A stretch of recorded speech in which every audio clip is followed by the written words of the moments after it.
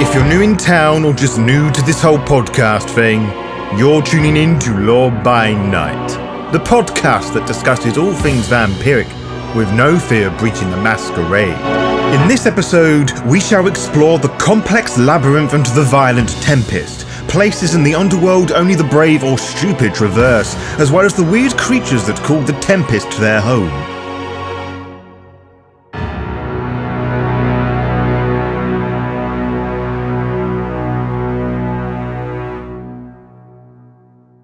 The Underworld is a complex place to wrap your head around, there is no denying that.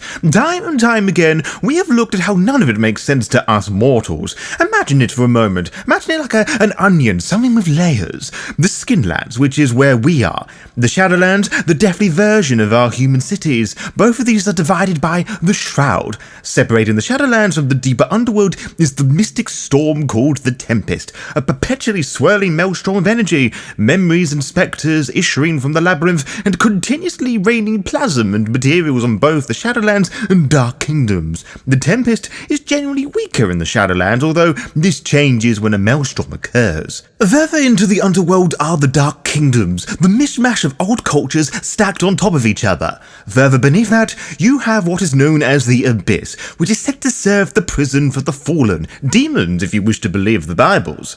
Then you have the Maw of Oblivion, the drain that the Underworld is running into. Oblivion may be a place within the Labyrinth, but it is also the antithesis of a place, as Oblivion is nothing, and a hungry nothing it is. Ah yes, the Labyrinth. Buttressed between the Tempest and Abyss, it is the domain of spectres and their Malthian masters. The Labyrinth is a constantly shifting maze where the relative lack of physics of the Underworld take on new and chaotic forms. Whilst the Labyrinth can appear anywhere, one of the easiest ways to access it is through the Venus Stairs in Stygia, which in contrast is said to be one of the most stable places in all the Underworld. Our teams have been unsuccessful in traversing into the Labyrinth, but we hope we can make some significant progress in the near future. We have, however, managed to collect some information that I will share with you, fine explorer, so let us start with the Tempest and literally work our way down into the Labyrinth. When talking about the Tempest, we believe that the Tempest is a fairly recent entity, for lack of a better phrase. Our records state it came about during the Third Great Maelstrom, which, you'll remember, took place during the 16th century when Stygia became under siege as renegades attacked the city walls and the heretics attempted to corrupt the minds of the Stygians, resulting in paranoia galore. From this arose an event known as the Three Abominations, which we talked about in great detail before. The Third Great Maelstrom emerged and, according to our notes, was the most violent one at that point. A Nephrak by the name of Coldheart led divisions from the Labyrinth to feed and tear on the anger brewed by the hierarchy, renegades, and heretics. Lightning split the sky, Oblivion cloaked everything in black fog, and howling winds separated Stygia from the rest of the Shadowlands. While each great maelstrom whipped up the sea into a great storm, it always returned to its previous state. The Third Great Maelstrom changed this. The sea remained in a constant state of disarray and was renamed the Tempest. Prior to the Third Great Maelstrom, traffic between the Shadowlands and the Underworld proper was much easier. The dangerously violent Tempest cut off Stygia from the rest of the Shadowlands, similarly to how the Shroud cut the Skinlands from the Shadowlands. When I say the Tempest is a violent underworld sea with violent howling winds, I mean this to the umpteenth degree. I would assume this would be the worst, stormiest sea that a mortal ever set sail upon times a million, and that is no exaggeration.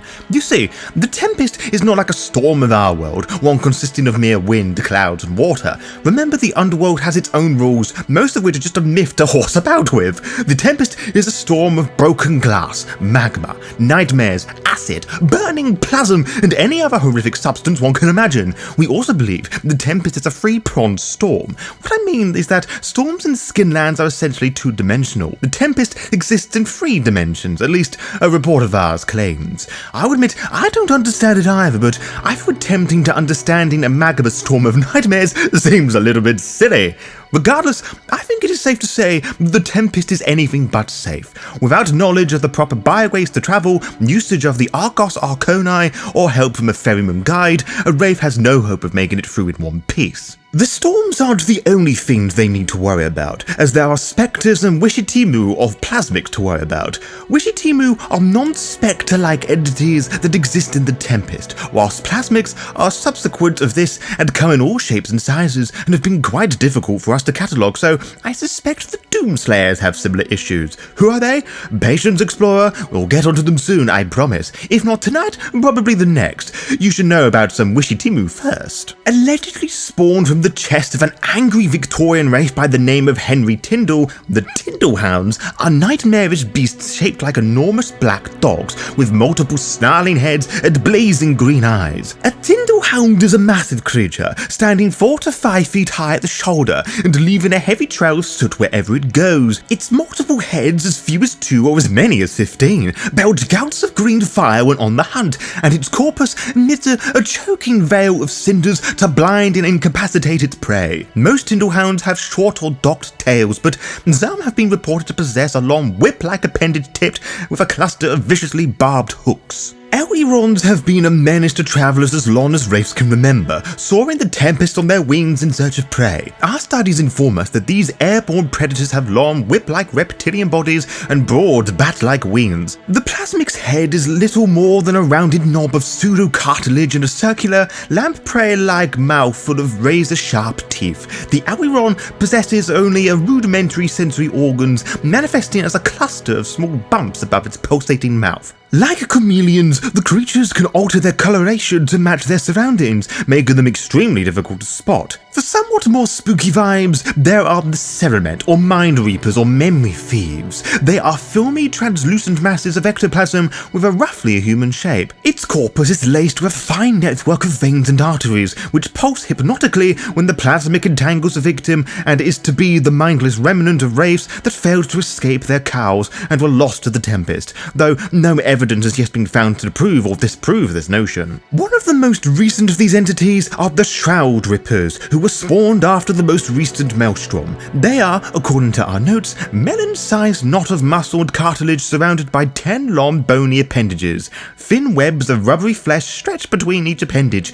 creating broad, bat-like wings. Each finger is tipped with a curved talon that's harder and sharper than honed Stygian steel. The Shroud Ripper's lumpy central body features a series of orifices along its back and rear that are used to spray a cloud of powerful acid. In death, the pseudo-fingers curl tightly round the central body, resembling nothing so much as a pair of skeletal hands gripping on a half-formed fetus. They are said to be drawing to wounded or suffering wraiths. Finally, you have the Mourners, who vaguely resemble ferrymen but carry no weapons save their heavy chains looped round their arms and torso.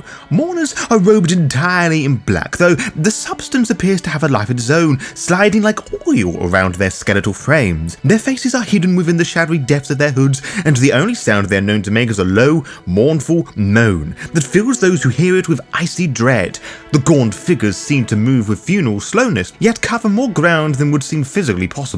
Regarding the plasmics, we have determined that plasmics come in 4 broad categories. Fantasies resemble beasts such as cats, dogs, bears, and even whales, but featuring weird features like horns or glowing eyes. Like the Skinland equivalents, they generally avoid wraiths, whilst others are aggressive and are better to be left alone. We have reports of some wraiths being able to interact with them with their arconi. Deliriums are similar to fantasies, but as the name implies, have been altered or modified in some fashion, such as winged cats or donkeys with antennae. Deliriums tend to be somewhat more intelligent and powerful than fantasies, and are said to be unpredictable at best and malevolent at worst. Legendaries also suggest the form the shapes of creatures of their namesakes, taking the shapes of dragons, unicorns, and the like. They are all intelligent, some being quite sinister. The Phoenix Institute are aware of a subcategory of this called angelic and demonic, who appear as literal biblical angels and demons, complete with wings, flaming swords, and the like. Angelics generally perform good deeds, while demonics generally try to kill or tempt wraiths. There are also more powerful versions of both, the Archangelic and the Archdemonic, as well as a rare 5th class, the Djinn. It is worth noting they are not true demons and angels, they just think they are, which is worrying in of itself. Finally, there are the weird, creatures so rare that many actually debate whether they exist or not. From what we have researched, they resemble creatures you would find in the works of H.P. Lovecraft and have a startling amount of knowledge to fit it. In case case you were curious, plasmics are beings made of plasm, and therefore can be soul-forged. Non-sentient plasmics are a preferred target for soul-forging by parties who find soul-forging wraiths ethically unacceptable. Oh, you heard that right. Pretty much every building and item in Stygia is made up of the dead burnt down. It's a horrid truth of the Underworld, one that I don't think is worth exploring.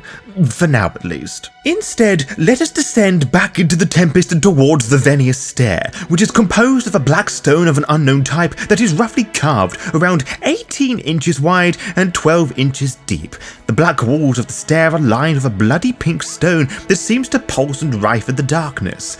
The pink stone is known as death ore and is used in the production of Stygian steel. Veins of angst and soulfire runs through the stair. It should come to no surprise to you that these materials are mined and controlled by the hierarchy. Records we have collected show us that spectres that dwell in the labyrinth below create crude paintings that mock the legions and Stygian lore. There have also been tales of doppelgangers stealing the occasional lost wraith and taking their appearance, infiltrating them that way. There are a few landmarks known to some wraiths to explore the labyrinth, but we believe most are aware of the Well of the Void, which is at the centre and bottom of the labyrinth. The labyrinth exists to serve Oblivion, and as such, it can manifest anywhere within it at any time, as can the Well of the Void, but a fixed entrance can be found at the bottom of the Venus Stair. Supposedly, it is miles across and descends indefinitely into darkness. At the mouth, it narrows, varying from half a mile to a few yards as it passes through layers of labyrinthian matter. As for the labyrinth itself, this is where things get interesting, simply because it changes its looks and geography constantly,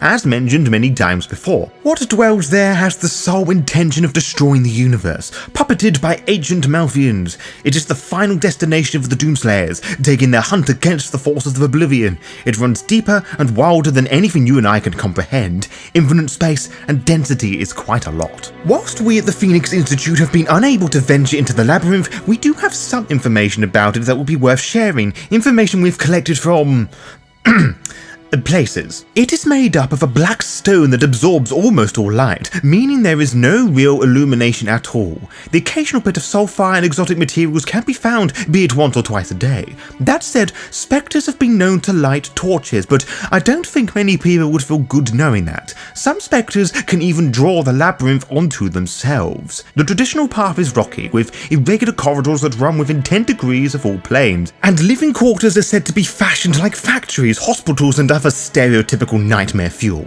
Beyond this, paths are featureless. There is no air present, not that wraiths needed. Dust clouds can form, yes, but there is no oxygen present, which makes exploration for us a little more challenging.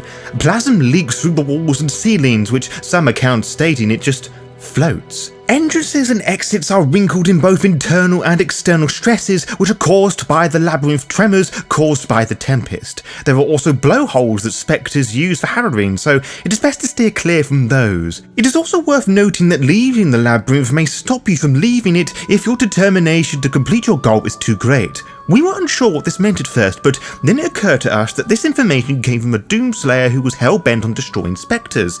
This also led us to discovering about the Flying Dutchman Doomslayers who have been wandering down there for centuries. I will remind you again that all of this can change at a moment's notice. The black stone stuff may stop looking like stone and can become skin-like in texture or even bone or organ-like, turning shades of white or red. Temperatures, which are usually neutral, can become scorching hot or blistering cold as blizzards and magma could just spurt out of nowhere. The material may not even be something you recognize, and the environment can just glow. The population could vary too, from a whole cacophony of screaming voices or nothing at all. I word it like this because the spectres never make themselves seen unless they want to. That said, we have seen the odd mention of, and I am probably going to mispronounce this horribly, Amsipakol, towns and cities that house spectres that are either street salon or colossal in size, whose architecture and designs are complex, mimicking real-world designs but clearly mocking them. Now, this may sound like a crude description of Stygia or any other Dark Kingdom. Perhaps this is by design, perhaps it is by mere coincidence, but just know it is terrible to behold if these crude illustrations are anything to go by. If you are confused and bewildered by all of this, good. It means that you've been paying attention. The Labyrinth was created at the dawn of creation, chewed by the Neverborn. It and the Oblivion were never powerful, malevolent entities to begin with.